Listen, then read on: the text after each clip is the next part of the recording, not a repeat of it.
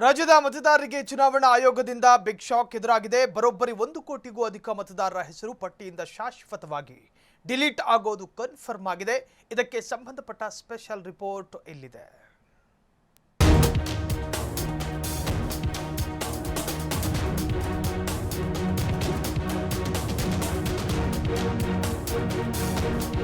ಹೌದು, ರಾಜ್ಯದಲ್ಲಿ ಒಟ್ಟು 1,05,12,457 ಮತದಾರರನ್ನ ಎಎಸ್ಡಿಡಿಒ ಅಂದರೆ ಗೈರು ಹಾಜರಾದವರು, ಸ್ಥಳಾಂತರಗೊಂಡವರು, ಮೃತಪಟ್ಟವರು ಮತ್ತು ನಕಲಿ ಮತದಾರರು ಎಂದು ಗುರುತಿಸಿ ಆಯೋಗ ಮಾರ್ಕ್ ಮಾಡಿದೆ.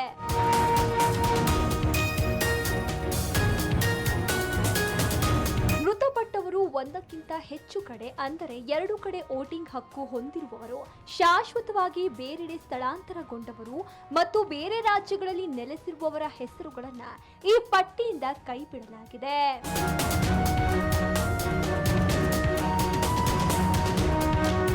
ಮತದಾರರ ಪಟ್ಟಿಯನ್ನ ಸಂಪೂರ್ಣ ಪಾರದರ್ಶಕವಾಗಿ ಮತ್ತು ದೋಷರಹಿತವಾಗಿರಿಸಲು ಚುನಾವಣಾ ಆಯೋಗ ಈ ಕಠಿಣ ಕ್ರಮ ಕೈಗೊಂಡಿದೆ.